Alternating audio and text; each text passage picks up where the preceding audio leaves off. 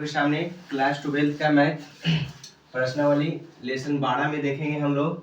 आज हम लोग पढ़ने जाएंगे रैखिक प्रोग्राम, जो 5 नंबर का बोर्ड एग्जाम में आता है। ये ग्राफ या तो अधिकतमीकरण एवं न्यूनतीकरण के नाम से फेमस है। कभी कभी 5 नंबर से भी रहता है और 2 नंबर। 5 नंबर में देखो फिक्स है, इसको कोई रोक नहीं सकता। तो इसके लिए सबसे पहले हम लोग एक बेसिक उदाहरण ले रहे हैं। क्वेश्चन नंबर पहला देखिए, इस तरह का आपका एग्जाम में क्वेश्चन रहेगा। 3 समीकरण दे देगा, x plus Y at rate 50 समीकरण इसको फर्स्ट मान लिए, 3x plus Y at rate 90 समीकरण सेकंड, और 0 से बड़ा x का मान या 0 से बड़ा y का मान, ये समीकरण 3 के रूप में ले लेंगे।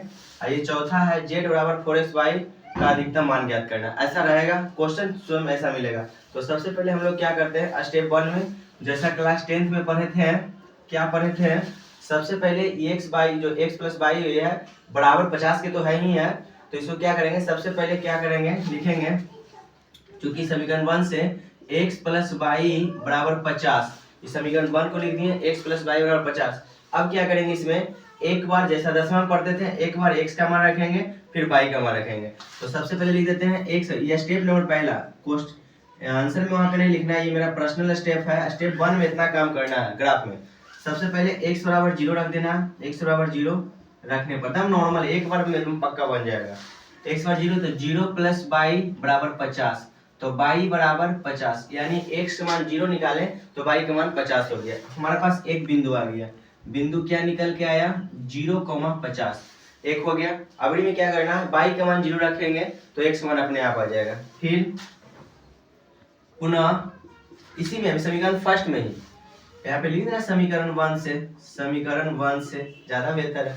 फिर अबरी y बराबर 0 रखने पर, y बराबर 0 रखने पर तो क्या हो जाएगा, x प्लस वाई बराबर 50, तो x प्लस 0 बराबर 50, तो x बराबर 50, यानी एक और बिंदु तैयार हो गया मेरे पास। क्या, x वाला आगे रहता है ना, 50, 0। ये तो समीकरण 1 से 2 को बिंदु तैयार किए, 0,50 और यहाँ पे 50,0, एक बिंदु समीकरण 1 से आया।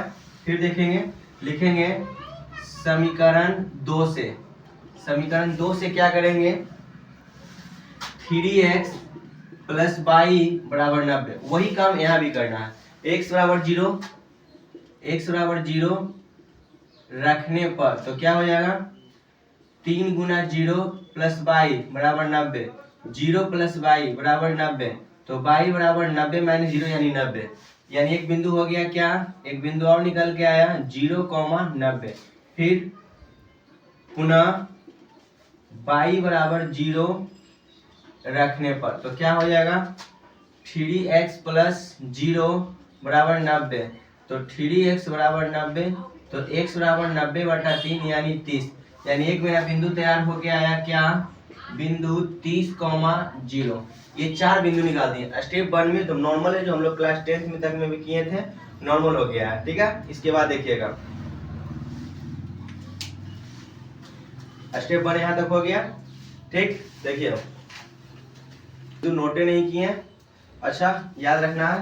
पहला क्या क्या था, हेल्प करो, 0,50, दूसरा 50, 0, तीसरा 0,90, चौथा 30,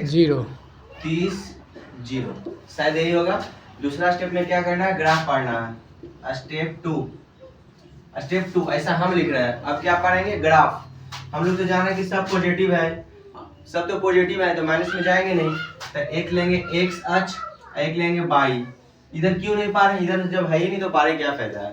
तो यहाँ मिटा भी सकते हैं, नॉर्मली है यहाँ तक, ये तो 0 हो गया। अब देखिए 90 तक है, तो कितना ले तो ताकि अच्छा हो जाए, 90 हाईएस्ट है, तो 10 का ले लेते हैं घर ग्राफ कॉपी में या ऐसे भी, तो 10 ले लेंगे। तो 10, 20 स्केल से नापा होना चाहिए, 30, 40, 50, 60, 70, 80, थोड़ा सा और बढ़ा देंगे, 90, ऊपर भी दे लीजिए 90 तक, काम आ ही जाएगा। 10, 20, 30, 40, 50, 60, 70, 80, 90, इसको बोलते हैं y, इसको बोलते हैं x, इधर डैश इधर। अब क्या करें, अब ग्राफ की बात है, स्टेप 2 पे ग्राफ पढ़ना। तो पहला है 0,50, तो यह यहाँ आएगा, ठीक। दूसरा है 50,0, यह यहाँ आएगा, इसको स्केल से मिला लेंगे। चलिए हम ऐसे मिला देते हैं, आप लोग स्केल से कीजिएगा। जितना बड़ा नीचे भी जा सकता है, ऊपर भी जा सकता है, कोई रोक नहीं है, ठीक। एक हो गया। ये दूसरा क्या है 0,90, यानी यहाँ पे। फिर क्या है 30,0, यानी 30 जीरो यहाँ पे, इसको मिला लेंगे। थोड़ा सा तिरछा होगा तो माइनस कीजिए। चलिए ठीक है, लगभग ठीक है। यहाँ तक इसका नाम देना है तो दे सकते हैं। क्या आया था ये 0,50 आया था, ये कितना आया था 50,0, और ये कितना है 0,90, ये कितना है 30,0, ऐसे शो कर दिए। इसके बाद सीखना है क्या करना है नहीं करना है। देखिए तो सबसे पहले था, शुरू में दिया हुआ था कि x एडेड करके 0 और y एडेड, यानी आपको 0 0 है तो प्रथम, ये जब इधर कट गया है तो ये प्रथम चतुर्थांश में, सब मैथ का यही स्टेप है, कोई चेंज नहीं है। तो ये प्रथम चतुर्थांश में, तो स्टेप 1 में चेक किए, स्टेप 1 में मान रखें, स्टेप 2 में ग्राफ पा रहे, स्टेप 3 में क्या करेंगे चेक करेंगे कि जो देले है वो सही समीकरण देले है कि नहीं। चेक क्या करेंगे, तो जैसे आपका समीकरण था, कहने का मतलब था, देखिए चेक स्टेप 3 में, ये हम आप लोग के पर्सनली लिखा रहे हैं, ऐसा कुछ रूल नहीं है। स्टेप 3 में क्या करना है चेक। ये चेक क्या होता है, चेक करना, ये क्या होता है जो देखिए, जैसे आपका था x plus Y added 0, sorry 50 था, तो इसको क्या करेंगे, यानी कहने का मतलब हुआ कि x मान 0, जो 0 0 पर चेक करके देखेंगे, x के मान भी 0 और y के मान भी 0, तो 0 0 पर चेक करेंगे, चेक करना है। तो 0 प्लस 0 एडेड 50, इसका कहने का मतलब हुआ 0, यानी जो ये मान है, जो मान आया ये 0 के बराबर या 50 से छोटा, जो सही बात बोल रहा है। ये 0 से बड़ा है, 0 से तो बड़ा है ही, और 50 से छोटा है, यानी ये सही है। यानी जो मेरा ग्राफ बनेगा इधर ही बनेगा। नहीं समझ में आ रहा, फिर चेक करेंगे। समीकरण 1 पर चेक किए थे, दूसरा पर चेक करेंगे। एक और समीकरण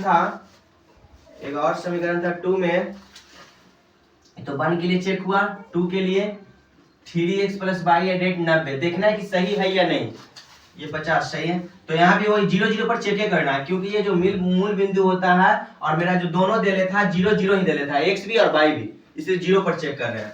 तो 0 0 पर चेक करेंगे तो 3 गुना 0 प्लस 0 बराबर 90, यानी 0 प्लस 0 90। इसको ये सिर्फ देखना है कि ये सही कथन है कि गलत है। तो ये सही है कि 90 से क्या है छोटा। अगर ये अपोजिट चिन्ह आता तो यहाँ पे मैथ का स्टेप चेंज हो जाता, लेकिन ऐसा नहीं है, तो मैथ यहाँ तक क्लियर है। दोनों को चेक कर लिए।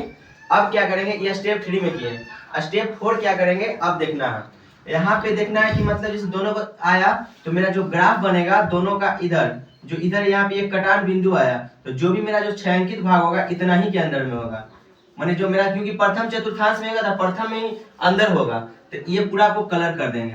ये कलर करेंगे, इसका कोणीय भाग देखेंगे कौन कौन कोणीय भाग निकला, चाहे त्रिभुज के रूप में हो चाहे चतुर्भुज हो, पूरा कोणीय देखना है। तो एक कोणीय यहाँ पे आया, ये कोना कलर हो लेता, एक कोना यहाँ पे है, एक कोना यहाँ पे है, एक कोना यहाँ पे है, एकदम बढ़िया से कोना देख लिया, कटान बिंदु भी था। तो इसका नाम दे देंगे ए, या 0 भी दे सकते हैं, जो आपका मन है, कोई रोक नहीं है। इसका ओ भी दे सकते हैं, ए भी दे सकते हैं, बी भी दे सकते हैं, कोई नहीं। हम लोग अच्छा चलता है ABCD तो वही चलते हैं। तो इसका नाम दे दिए ए। तो ए क्या है 0,0, यहाँ पे आया बी, यहाँ पे बी, तो बी तो हम लोग को पता है कि 30,0 होगा, ठीक है। तो यहाँ पे लिख देते हैं बी, हम जखनी कर लेंगे। यहाँ पे सी, यहाँ पे डी, डी भी पता है कि 0 पर है, लेकिन हम लोग को सी पता नहीं है, सी पता नहीं कि सी का बिंदु कितना आएगा। तो इसके लिए आपको क्या करना है, दोनों समीकरण जो है उससे हल करके सी एक्स वाई का मान निकाल लेना है, वो बिंदु निकल जाएगा। इसको आप रफ में भी कर सकते हैं या तो यहाँ भी डाल सकते हैं, रफ में भी डायरेक्ट आप निकाल सकते हैं। कैसे निकालेंगे, तो मेरे पास समीकरण है, ध्यान देना, x प्लस वाई बराबर 50, दूसरा है 3x प्लस वाई बराबर 90। क्या करेंगे, घटाने पर कट गया, -2x बराबर -40, कट गया, x बराबर 40/2। इसको आप 100 भी कर सकते हैं, न भी 100 कर सकते हैं, 20 आया, और क्या हो जाएगा, फिर ऊपर रख देंगे, तो 20 प्लस वाई बराबर 50, यानी वाई बराबर 50 - 20, सही है, यानी वाई बराबर 30। कोई डाउट, ये रफ में चेक किए। ऐसे भी कि हम लोग को पता चल रहा है कि तो लाइन से नहीं बराबर है, नापल नहीं ना है, इसीलिए ऐसा निकाले हैं। ऐसे भी हम लोग को लग रहा है कि कटान बिंदु है तो 20 के सामने है, कट पर आया था, तो इसका एक नया निकल गया 20 और 30। कोई डाउट किसी को यहाँ तक तो क्लियर दम हो जाना चाहिए। अब क्या करेंगे, ये तो रफ कॉपी काम है, मन है तो शो भी कर सकते हैं, नहीं है तो न भी शो कर सकते हैं। हम 3 स्टेप में मैथ बनाया है। पहला स्टेप में एक्स वाई का मान रखे, दूसरा स्टेप में ग्राफ पा रहे, तीसरा स्टेप में इसका देखें जो कॉमन भाग था उसको कलर कर लिए, फिर और क्या बोलता है स्टेप 3 में और सी बिंदु निकाल लिए स्टेप 3 में। अब लास्ट स्टेप है सारणी। ये क्या होता है, सारणी में क्या करेंगे, एक टेबल बनाएंगे, एक तरफ बिंदु रखेंगे और एक तरफ जेड का मान रखेंगे। जेड बराबर देले होगा 4x प्लस वाई।